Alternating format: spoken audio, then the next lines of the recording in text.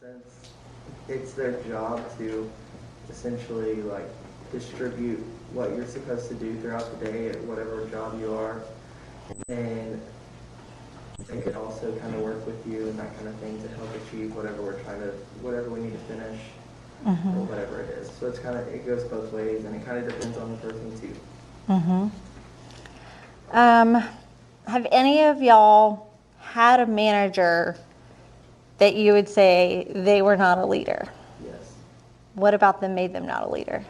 They were just they treated being a manager like it was wearing a crown. Okay. So kind of some ego involved in that. Yeah. Can leaders be managers? Why are you shaking your head? Yes. I feel like leadership, like you said earlier, is an action, and if you are in that role, you can show people all day how to go about your job, how to have a great attitude, how to have a good work ethic, and if you don't have that, it's going to reflect from them. Yeah. So this is another one of those fun debates that we could have all the time, and that people get really heated about. And so, I would say honestly, from my perspective, there is a significant difference between leadership and management. If you were to go to Spear School of Business and take a leadership class with them, they would say leadership and management are the same thing. But to me, they really focus a lot more on the management side. And so it's important that we know kind of those differences, just key differences between the two. Management is really all focused on order and consistency. To me, it's very much the industrial age. We are post-industrialization. The idea of management even really existing came out of that. Efficiency, producing more, making more money, saving money on what our expenses are so that we could increase our profits. Very much focused on that. And so management, again, it's kind of interesting, and it's not a knock, but in a lot of schools of business, schools of management, they'll offer these leadership classes, like a finance leadership class. But really, it's a class that's teaching you about budgeting, right? It's more of a skill, per se, than an attitude or behavior. How to organize people so that you can staff people properly. And then kind of trying to just control things as much as possible so that there's not a lot of risk or unexpected things that happen. Whereas on the other hand, if you're a leader or you're involved in the leadership process and maybe you're in a management role, leadership is occurring because that person or the group of people that you're working with not only are doing their jobs efficiently, getting stuff done, but there's also this momentum for change. All right? So management's goal is to really keep things status quo. Leadership's goal is to change and make things better. So a lot of times leadership will talk a lot about establishing vision or direction, aligning people based on their strengths and where they're going to work best, not so much about what the job title says they're supposed to be doing. And really viewing their role as not kind of task managers for people, but more motivating and inspiring them to do the job that they're doing. Can a business function without management? Be really hard. Can a business function without leadership? It can, but what's it look like? The OC desk clears. Say that again? The OC res life situation. Oh, don't know what's going on there, but possibly so. But the thing that we do need to realize is that when we talk about leadership, we're not knocking management and saying one is better than the other. We just think it's vital that we learn about the leadership side, because oftentimes it's that management side that gets focused on so much. But really, organizations, businesses, they need both and able to do their job well. Again, kind of talking about the differences now, looking at the person. What does a leader look like? What does a manager look like? And I think there's some really key differences between the two. So managers, these tend to be people that aren't necessarily forward thinking, right? They're more reactive, so when something happens, then they're going to step in and help you fix the problem, rather than thinking through what problems could probably occur and trying to mitigate those to begin with. That's what a leader does. Managers oftentimes are taught to have low emotional involvement with their employees. Why might that be something that's encouraged for managers? So they don't take sides of anything. Right. They're kind of taught to be unbiased, middle line. We've got our company policies, how to deal with things. What's the benefit to that? I like fairness, right? Like there's some piece of fairness to that. On the other hand, though, leaders are usually going to seek out that relationship. It doesn't mean that they don't follow company policy, but oftentimes they find that maybe issues or things can, again, be addressed in advance because of the relationships that they establish with other people. So that's kind of one thing that, again, as you go back through your reading, go back through your notes, make sure you kind of know these distinctions and differences between leaders and management. With that, a key difference between leaders and management is how they use power. Everybody take a deep breath for me. What did you just breathe in? Non-COVID air, right? Just kidding. Air. Can you see it? No? Can you feel it? Only if it's humid outside, right? Where the wind's blowing. But not, oftentimes we don't think anything about it. But it's there. It exists. That's what power is. So this is a term that we're going to use a lot. And we start off, I would say this is really one of our first theories in this class. Because, again, that key word that we had in our definition, the process of an individual influencing a group of individuals. Well, what does it mean to influence somebody? A lot of times we like to think it as very aspirational, like we make it really glittery. But let's be real. We're all humans, right? And we have human nature. Ultimately, we influence people because we want to get what we want, right? So I want to influence y'all to enjoy this class because I want y'all to come to class and get a good grade, right? Like I do have this kind of like personal reason I'm trying to influence you. Why does a parent reward their kids for good grades?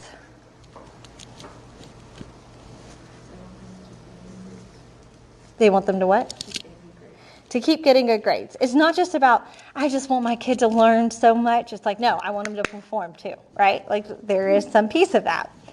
And so know that when we use the word influence, we are talking about getting what you want. And there is this theory called power bases that explains kind of the tools, the tricks that we have in our back pocket that we don't realize that help us get people to do what we want them to do. And they're there. And I know this sounds a little bit on the edge of manipulation. Who on Tuesday? Yeah. So I told you to hold on to that nugget. That sounds a little bit like manipulation. It kind of does. It kind of does. But that's what influencing is. And so we want to look at these different bases of power, of what are these forms of power that we can use, that we do use at different times to get people to do what we want them to do, and which are effective and which aren't. So these 5 bases, French and Raven were the first researchers to really look at them. And I know there's 6 listed here, but the first 5 were kind of the first form of the theory that they came up with. So the first one that they said was referent. And then we have expert, legitimate, reward, and coercive power. The last one, information power, that one wasn't added until the 90s, when all of a sudden we started having access to the internet and a lot more access to information, and we'll explain why that's important.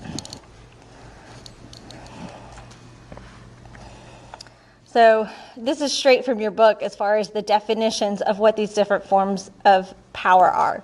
So the first one, referent power. You are able to get people to do what you want them to do because they respect you, right? They like you. So here it gives the example of, students will do what a teacher asks them if they like who the teacher is.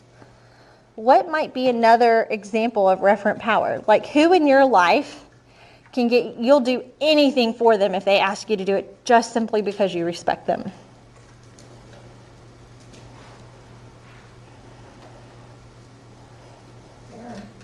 Parents.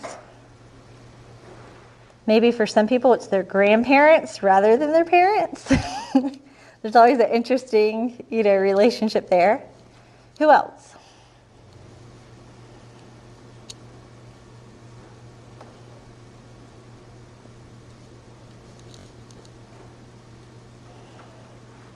Again, think about your own personal life.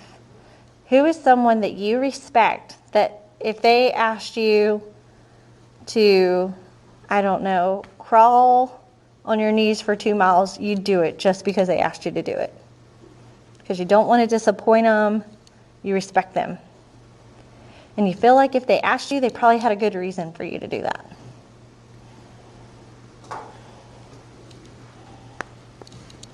I'd say my boss at the feedlot.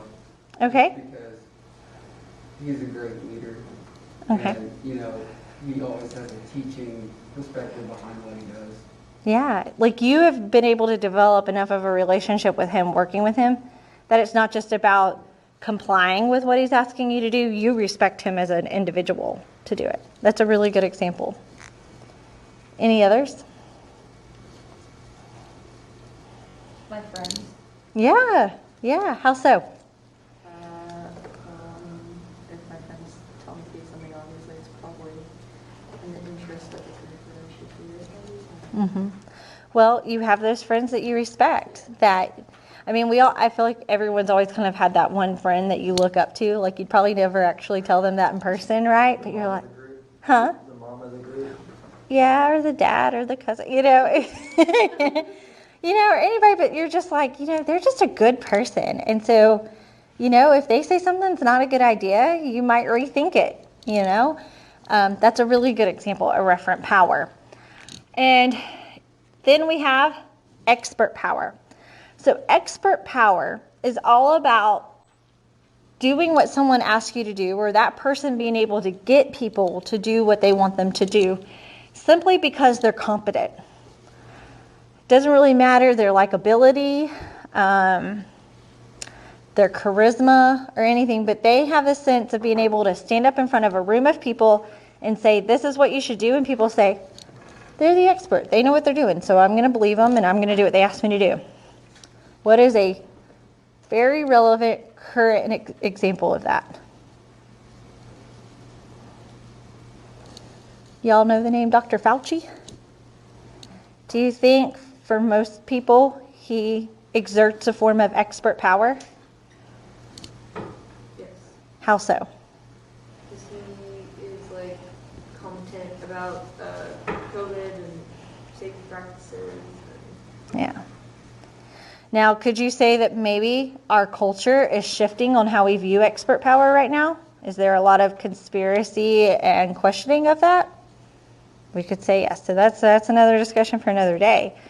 But for the most part, and I would say until the past 6 months, if someone got up and said, hey, I've been leading the infectious disease, whatever the group is that he leads in the CDC, and I've been through numerous pandemics and worked all over the country. I'm a scientist, I'm a medical doctor.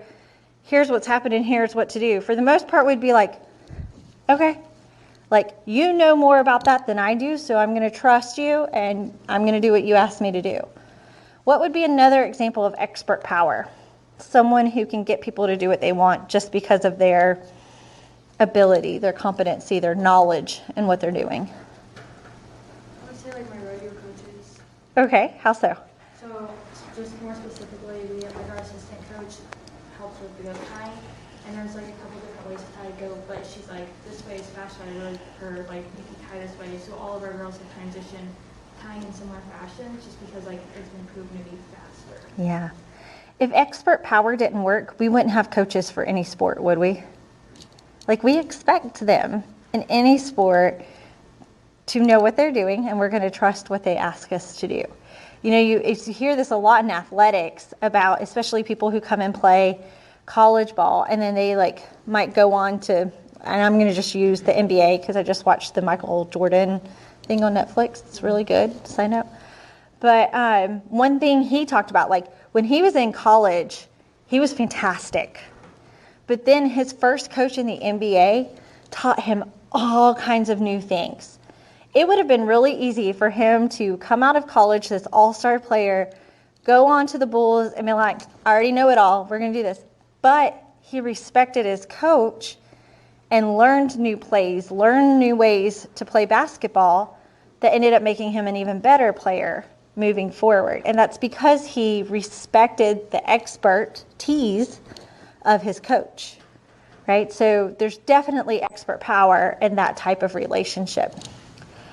Legitimate power, these are, I would say this is usually the typical type of power that we go to when we think of leader, manager. So like a lot of people, when they describe leaders, they say someone's a leader because they have a position or a title. So when people can get someone to do what they want because of their position and title, that's a form of legitimate power. Who has legitimate power on Oklahoma State's campus? Hargis, yeah. Like, he is president. He has legitimate power. People are going to do what he says because he is the president of the university. Who else?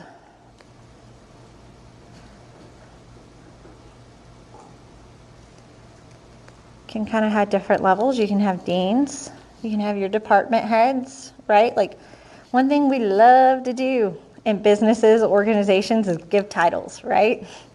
Makes people feel legitimate. So, good one to remember. Reward power. So people are able to get people to do what they want because they have the ability to reward that behavior. They not so much can punish, but, you know, I'm going to go to work and I'm going to work a couple extra hours because I'm going to get paid time and a half to do it. Any of y'all ever done that at any jobs that you've had? Like, you don't even realize you're doing it because that incentive's there. So you're like, oh yeah, I'm going to make more money. When your boss is sitting back and they're like, yeah, I just got them to work more. Ha. You know, that's a form of reward power. What would be another example of reward power? Professors. Oh yeah, you come to class, I'm giving you extra credit, right? So professors can use reward power. How else? Another example. Parents, yeah. How many of you were given money for your grades? Like, you got an A, you got $10, $20, I don't know. But that's a form of reward power, right? Your parents wanted you to make certain grades, and so you knew that there was an outcome for that, okay? And then we have coercive power. This is my favorite because, believe it or not, this is probably the one that gets used the most. So this is kind of that punishment side. I'm going to get, as a leader, I'm going to get y'all to do what I want you to do by punishing you. So if you do what I don't want you to do, there's going to be a consequence for that. It's coercive. So you're not really people aren't doing things out of their willingness or desire to do it. It's because they're trying to avoid some type of punishment or reaction that they think is coming. So putting a player on the bench for being late to practice, coercive power. Taking points off your grade if you're late to my class. Are there some professors who do that? Have y'all ever had one? I had a professor when I was in teacher ed for my master's that our class started at 7:30 in the morning and he locked the door. If you were late, you had to sit outside and wait till the end of the class to get the notes for class. He didn't post them online. You were expected to be on time. It's a form of coercive power. Any other examples? Small town cops. How so? Small town cops. Tell me more.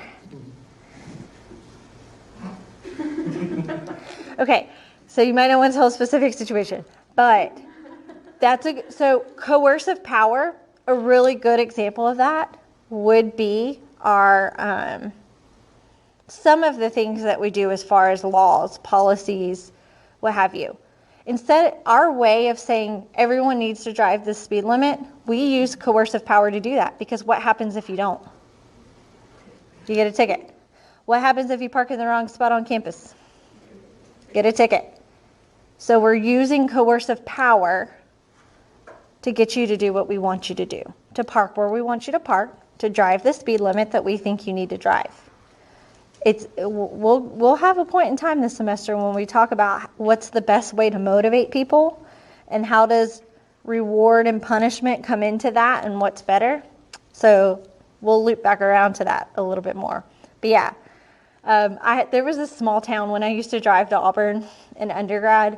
It was in Georgia, Podunk, Georgia, called Podunk, Poulane. I know, interesting, right? And I mean, maybe a quarter of a mile that you would drive through it, and the speed limit went from 70 to 45. And there was always a cop sitting in the median waiting, and it's like, this is how y'all make your revenue. That's it. So I feel you. 3 tickets. I'm not bitter or anything. Last one, information power. So think back, if you can, or imagine back to the days before the internet, the days before we had Google on our phone, okay? How might someone's access to information be a form of power, of a way of getting people to do what they want them to do?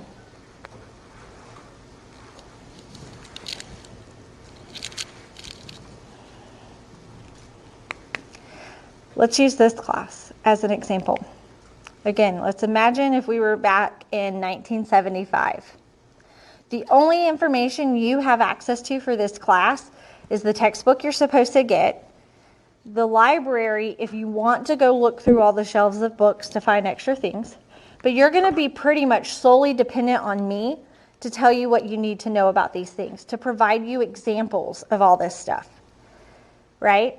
So my choice of whether to share information to you or not, right? To provide certain examples, to not provide others, it's a form of power over getting y'all to think what I want you to think. Okay? But now, in this class, I can give you all the examples I want, but y'all also have the ability to jump on Google real quick and say, I want a story that shows me the use of reward power. Trust me, you can Google that. Stories about the use of reward power, because there's a lot of other people studying leadership that write about this stuff too. And you can read tons of other stories beyond what I provide. You can get other perspectives, right? I don't have control anymore in my classes as to what you're going to walk out of my class thinking, because you have access to so much more information now that power has kind of dwindled from me as a professor, okay? Think about if you're in a business situation, a boss. What do they choose? Like they may be in meetings that other employees aren't in. What do they choose to share and not share? Are they strategic with what they choose to share or not share, right? It's all form of information power. So they can get you to do what they want you to do because maybe they don't share this little nugget of information that might change your mind.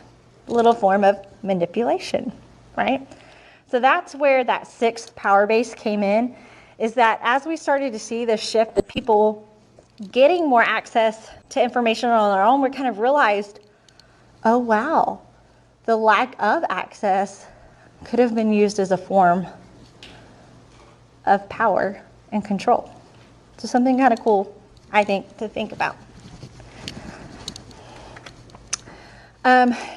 These power bases can be divided up into two different categories. This is something for y'all to remember.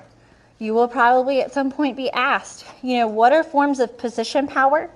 So that power, that ability to get people to do what you want because of the position someone may have. And then what are forms of personal power? So getting people to do things they want just because you are simply likable, knowledgeable. And for me, the easiest way to remember this is that relationships are hard to build. So getting to know someone personally is hard. So there's going to be less power bases because of it. And the only two ones are referent and expert. So you are going to personally do what someone asks you to do because you see them as an expert. You see them as someone who's knowledgeable in what they do. And you're going to do something personally for other people because you respect them. So referent power. The other forms, the position power bases, again, they're formed because of the position that people hold. People are able to have referent power because of some form of position that they have. So y'all use with reward power. Use the example of like parents giving you money for good grades. Is being a parent a position, a title? It is. It's a way that we identify people. So that would be a position power. And that one can be a little confusing sometimes because we want to think that reward is like, again, super positive, good connotation. And it's because we do have a relationship, not all the time, right? And then again, I think the other ones are pretty straightforward. Really, you can only have coercive power oftentimes if you're in some form of position. And that position might be a child. Right? Can children be coercive? If you don't do this, I'm not doing my homework tonight. A lot of those like threats, right? That can still be positional. And then what I think is really important to think about as we study this process of leadership and this process of influencing other people, at some point, there's going to be other people involved in this, right? So we need to say, okay, if we as a leader have these power bases, again, in our back pocket as tools that we can use, what's the followers' reaction to it going to be? We can try to use rewards, but do all people respond to rewards well? Who in here would say you're motivated by rewards? That if you were told you got paid time and a half to work 10 extra hours a week, you would? How many of you would say, nah, I'll work the 30 weeks I'm signed up for and I'm good? Anybody? It depends on what the job is I'm doing, right? So it all works for some, doesn't work for others. And so the three types of reactions that we can have to power, it can either cause people to be committed to what it is that you're asking them to do. It can cause them to comply. What's the difference between commitment and compliance? It's almost kind of forced in some ways. Compliance feels a little forced. You haven't bought in, right? You're doing it because you got to do it. There's not really a lot of passion by it. Again, if we think back to the leadership of definition, or the definition of leadership, if all of our followers are simply complying to what we're asking them to do, will we be able to reach a common goal? Maybe, maybe not, right? Like it's kind of thrown up in the air. The last reaction is resistance. So there are definitely those two ends of the spectrum. People are either going to be super committed to what you're asking them to do, or they're going to say, H to the L, no, not going to do it. Okay? And it happens, right? How many, you don't have to raise your hands, but think about this. How many of you, when your parents tried to use coercive power on you, it made you do even more the opposite of what they were asking? Like, I don't know. I had an older brother that it didn't matter what punishment my parents threw at him. That was just like more fuel to the fire, right? So some people, like, that's how they react. And so it's really important that we understand that the types of power we choose to use are going to create these 3 different reactions, and not to be surprised if we tend to lean towards using one, that the response we're getting from the people we work with is always or tends to lean towards that way. So this is kind of how these are broken up. There are 2, again, on the far end of the spectrum, there are 2 that are going to lead towards that commitment. And really as leaders, because we're looking at change, we're looking at empowering other people, we are looking at envisioning the future, we want people to be committed. We want them to be excited about what they're doing and to buy into that common goal. And so referent and reward power usually are always going to result in that commitment reaction. On the other end of the spectrum, you have resistance, and that has 2. So again, what you can always remember is both ends of the spectrum have 2 power bases that fall under them. Resistance is coercion and legitimate. Why do you think legitimate power might lead to resistance? And again, legitimate power is that you get people to do what you want them to do because you have a job title.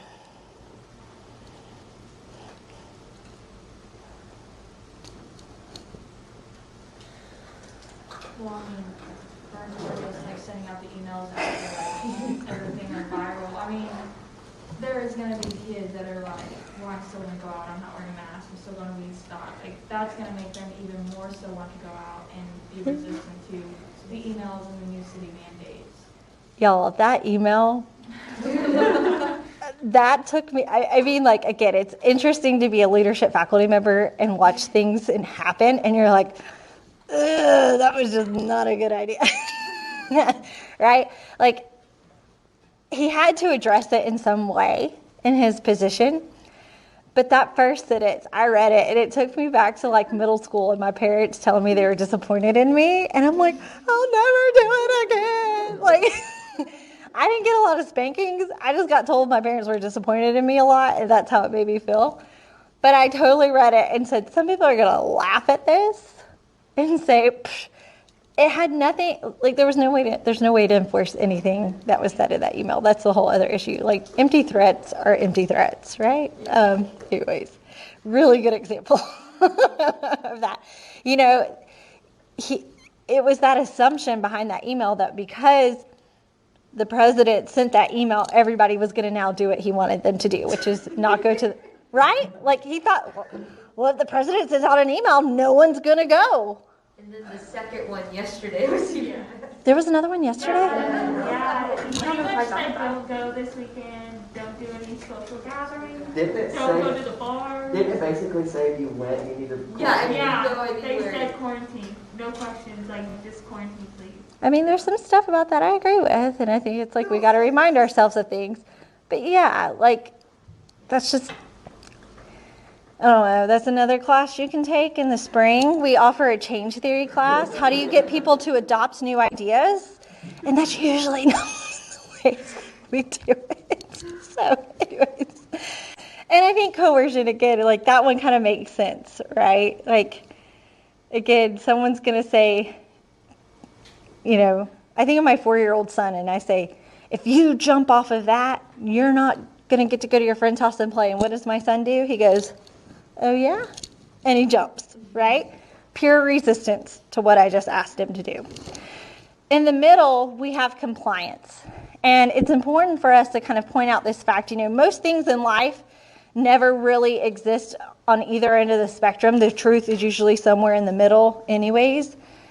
But what's interesting and what we have to be careful about is that a lot more of what we do with power may just end up in getting people to comply.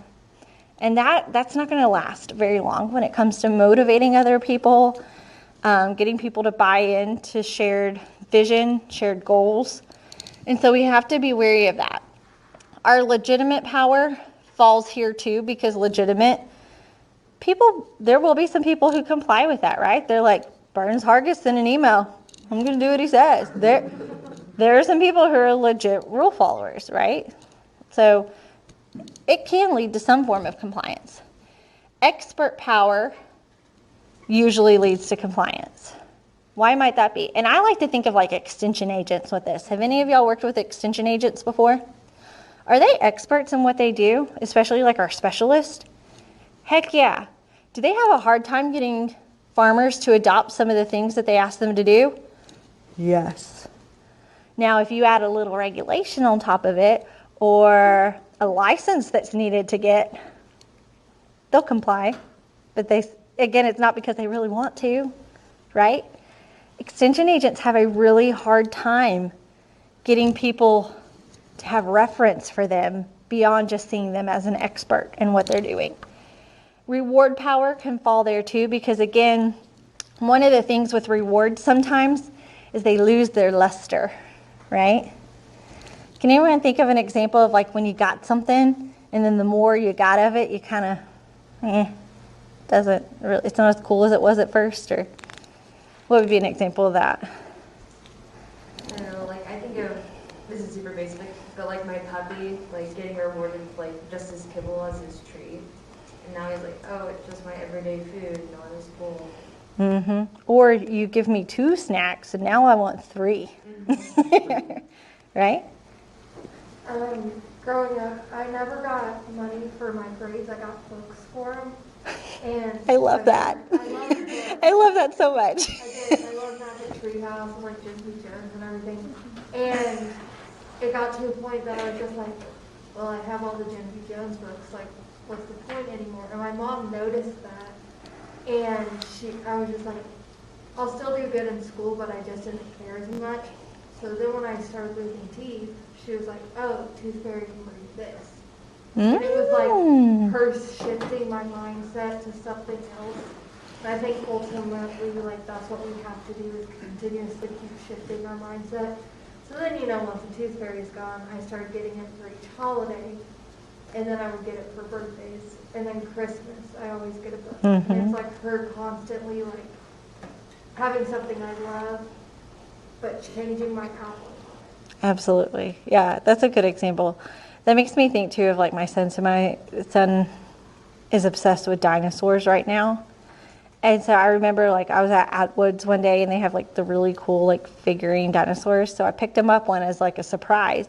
He had done something that day and I was like, oh, well, this will be a cool like little reward. And then something else happened a couple months later and we got him a new one. Well, then it like became the expected. Like, you're going to Atwood's? What dinosaur are you getting me? And I'm like, you don't get something just because I'm going, And I'm like, dang it, here we go. Totally went against what I know, right? But reward can fall under that. And how does coercion lead to compliance?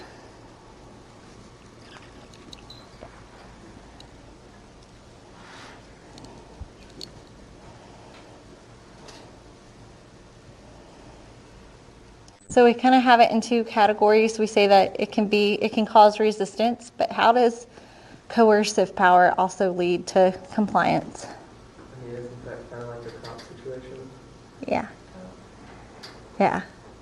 It's kind of like pressuring someone into doing something. Mm-hmm. Any of y'all go through a school zone today on your way to campus? What made you slow down? I hope. Yeah. The fact that you could have gotten not just a ticket, but a hefty ticket, right? If you get stopped by a motorcycle cop, just expect a ticket. Yeah. No, especially if you're in Stillwater. Like, Yes. y'all got some mean cops. They're stealthy too. Like on that motorcycle, you don't know where they are. They have to sit on the motorcycle all day. She had just gotten out of the Wear the night. She was boot. driving through and she said, I was going way over the speed limit and she said, I wasn't even thinking. And she said, I saw the cop on the motorcycle follow me and she's like, I knew it was over. And she was like, I was getting a ticket and he was like, how about this? He was like, I won't mess with you if you don't mess with me because I know if I come into the hospital, you guys are going to start sticking on me, so I'll just let you go. And she was like, deal. Lucky. Oh, that's lucky. That always happened to you. I'm pretty sure there's a sign on my forehead that says, write me a ticket. How many of you had in your life? Don't ask. I'm pretty sure I'm about this far away from getting my license revoked. Oh, no. You need to find some good friends. I have good Ride with somebody else. Yeah, start carpooling. I don't know. That's scary. I have gotten better. Let's just say that. Yeah. When But I was younger, my foot was definitely made of something not super heavy. yeah, made of lead. It happens. It happens. So yeah, it's again, this is important. So when we think about power bases, again, the main things that you want to know about this, you of course want to know the 6 power bases, 5 plus 1. You want to know the difference between them. You want to know which ones are considered positional, which ones are considered personal. But then too, you want to know what's the outcome of using that type of power with other people. Is it going to cause commitment? Is it going to cause them to comply or cause them to resist what it is you're asking them to do? The reason why power bases, I think, is such an important conversation from the get-go is you're going to see this in everything that we talk about with leadership. Because again, we're talking about influencing. And it's, again, not all are bad in all situations. Again, coercive can cause compliance. And so maybe there's going to be a situation where it's okay for that to be the type of power that's being used. We just need to be able to name it. What you're also going to see happen, and it's going to happen as soon as you leave this class today, I promise you. And I would love for y'all to come back to class on Tuesday giving me some examples that y'all just see over the next 4 days. You're going to see these power bases being used. You're going to talk to your parents or someone that you know on the phone, and they're going to ask something, you're going to be like, trying to pull a one over on me. They're using coercive power right here, right? Or you're going to realize after you talk to your grandma on the phone and she asked you to send a picture and you just stopped everything you were doing and put that picture in the mail, even though you really needed to be studying for class. You're going to be like, man, that referent power is at it again. Like, y'all are going to truly start seeing this in almost everything that happens, because here's what's interesting about power. Power, again, it's like the air we breathe. It exists. And so if you are interacting with other people, you're exchanging power in some form or fashion. Even if you think you're just having a conversation with them, you're exchanging some form of power. And I want us to do a little interactment activity to kind of describe this for me. I need 6 individuals. And if you don't volunteer, I'll pick 6 individuals. 1, 2, 3, 4, 5, 6. Okay, come outside with me real quick.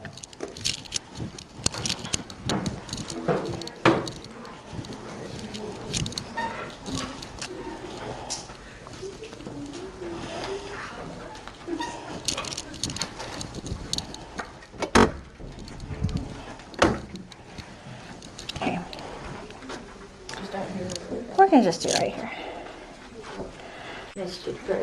So we're going to do a little role play. Who wants to pretend to be a parent? Okay, thank you, Bailey.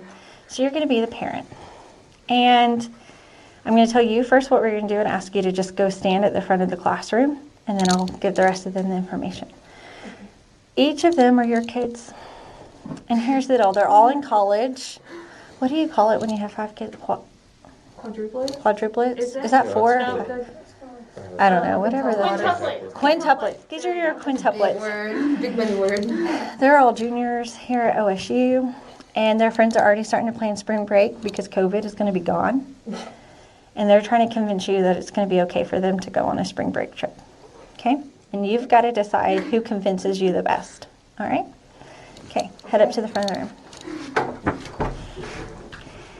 All right, so we're doing this because it's always really easy for us to think of, again, people in positions using power, but again, we do it every day. So you're going to try to convince your mom to let you go to Mexico for spring break. All right, 2021, it's going to be a different year. It's going to be great, right? And you're going to use a particular power base. And so she's going to choose who convinced her the most, but then we're going to also have the class try to figure out which power base it was that you used to do it. I would like for you to use referent power. So again, this idea, like, as the child, what could your parent respect about you that you could kind of use to convince her to let you go on spring break? You've gotten good grades. You always do. Mom, I always do what you ask me to do. You know you can trust me. I've never gotten in trouble. Da da da da. Okay? You're going to use expert power. How many of y'all ever have asked your parents for something and it's like you take a proposal to them to say I've already thought everything through, don't need to ask any questions, I already know how much it's going to cost, where we could go. Use your expert power. I want you to use reward. Okay. How can a kid use reward power with a parent? Buy her trip. Mama, Offering to do chores or... I will clean the house every week until spring break if you'll let me do this. Or, yep. I would like for you to use, what do we have left? We have coercive and legitimate. I want you to use coercive. Okay. How could you use that? No clue. I'm going to quit school. You're not letting me have any fun. I'm gonna run off with Jerry. I'm going to take my boyfriend with you. Whatever you would think a parent would not want to hear or whatever. Fine, we'll just get married. I know that. Whatever. And then yours will be legitimate power. So if you think about what your position or title is, you could say again, I was the first quintuplet to come out. I'm the oldest. Something along those lines. Or you could say, Mom, at school, I'm president of this club. I'm responsible. Use whatever. So y'all feel comfortable with that? Yeah. And we'll just kind of go however y'all stand in the front. We'll kind of go in that order. And you'll just kind of walk to her one at a time and try to convince her to let you go on spring break to Mexico. Okay?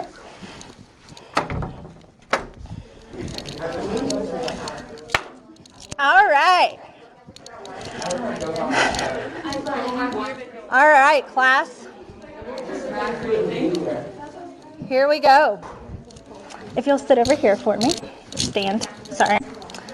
All right. So I would like to introduce y'all to Mama Bailey and her quintuplets. I know. It's really rare. And so her quintuplets, they're all juniors this year at Oklahoma State. I'm going to set the stage for y'all a little bit. They are already with their friends planning a spring break trip to Mexico in 2021. We're just going to be positive. We're going to think that the world's going to be different by March. And their job is to try to convince their mama that it's going to be okay for them to go on this spring break trip and that she should let them go. Y'all's job in the audience is that as you listen to each of these students' children, I feel weird calling college students children, but I don't know what else to call that relationship. Anyways, you've got to try to figure out what form of power it is that they're using to try to get what they want. And what they want is to go to Mexico for spring break. Take it away. Please let us go to Mexico. I always make good grades. I literally do whatever you ask me to do. I always do my chores. Please let me go.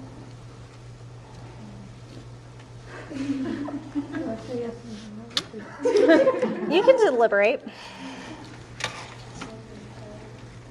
I mean, you make really good points. I'm gonna have to think about it. That's definitely a no. All right, gotta go to the other side. We've already got the trip planned out. We already know exactly how much it costs. I only need a small loan of $5,000. We know how many people are going. We know where we're going to stay. Can I please go? No. Okay, Mom, here's the thing. I will be the one taking Grandma to lunch every week, so you don't have to, even after I go on this trip, okay? You won't have to babysit her anymore. She can move in with me at Stillwater. Me and Grandma will hit up the town. She's off your back. If I can go. Just think about it. Think about it. Okay, I'll think about it. You wouldn't have to babysit her anymore. Now she's annoying you. She texted me that. I don't know, my mom is amazing.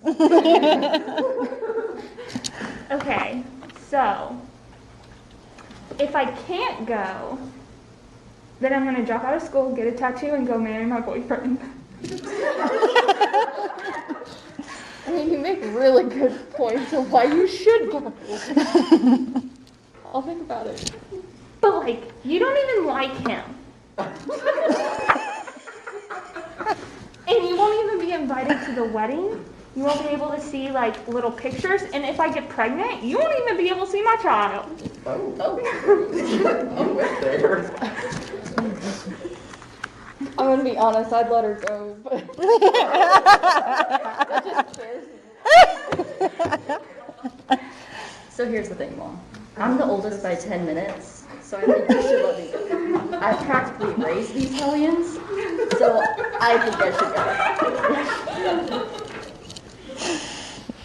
go. You owe it to me, as the oldest. As the oldest, do you have like any plans, any guidelines to follow when you go to Mexico? He told you. $5,000. But that's for all of us. There's 5 That's of for us. all of us. $1,000 each. Yeah. Yeah. But if we're going in who's more favorites, because I'm the oldest. Or do you want to come to my wedding and see my kids? Listen, I'll clean the house. Whoa now. Whoa now. I'll clean the Whoa now. with grandma. I give you the exact information you need. $5,000. Think about my kids. You say. Think about my kids. Think about the wedding. Think about grandma. What's your answer, Mom? If you let her go, I'm gonna have to raise the kid like I raised them, so. You'll get a clean house and grandma off your back. I'll hire her as my nanny. I mean, that is a week without you guys. Who to you has the most convincing argument? Let a week with Granny. If you were to choose one to let him go, who would you choose? I'm gonna be honest, I freak out on situations. I pick her. All right. I know as a mom, I would hate not going to a wedding or seeing my grandkids, so. Okay. I got this. And I love my mom, so like, spending a week with her is the best. $5,000 just freaks me out in general. You're a good kid, so I just let you go to take care of her. And then you're the oldest, so default. Default. Mexico does not stay in Mexico. So we have Mama's answer. Let's give them all a round of applause for volunteering today. All right. This situation is pretty unique because, and like I described to them, oftentimes when we think about power, how's power used, we think of those typical legitimate positions, like people that have power over us or that we assume. But again, we forget that it doesn't matter if we're low on the totem pole, high on the totem pole, we all have some form of power that we're exchanging. So the kids are trying to go on spring break. Who was an example of having referent power? They were using referent power to try to go to spring break.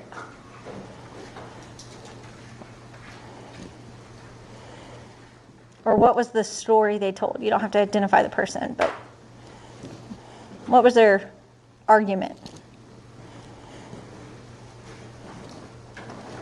Who said, I always do what you ask me to do.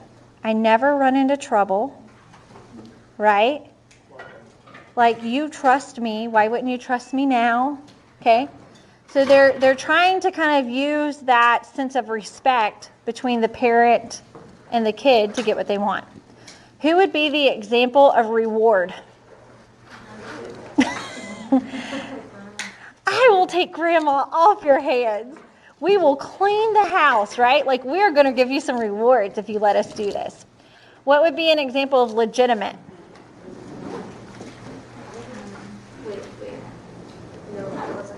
So think about it. Legitimate is positional power. You have a position, a title. The oldest. I'm the oldest by 10 minutes. Of course, I got to take care of everybody. Who would be the expert? What was their argument? We're going to need $5,000. We know where we're staying. We know when we're leaving. Like, I've got all the information figured out, right? How many of y'all have tried to convince your parents to let you do something by kind of having that proposal ahead of time? Like where you've thought through everything? Totally. Yeah. And then last, coercion. How was Grant, if you don't let me do this, I'm going to make all your worst nightmares happen, right? Like, part of it. So, absolutely. Well, I really appreciate y'all's engagement. I hope, and again, what I would make sure and do before y'all forget, if you didn't have a chance to write that down, like write down those examples. Go back in your notes or go back in the slides and write kind of those arguments that were being used so you can remember it. For Tuesday, there is an article that is posted in Canvas. It's about Pope Francis and the use of power. I would like for y'all to read that because we're going to start off our discussion there on Tuesday. Also, your first homework assignment is due. I would like before class for you to take the Big 5 personality assessment. You can find where to submit that assignment as well as the link to the assessment in Module 2, so week 2 in Canvas. So make sure that you get those 2 things done.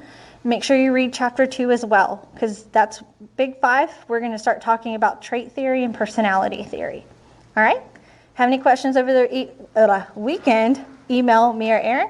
If not, we'll see y'all Tuesday. Bye, y'all.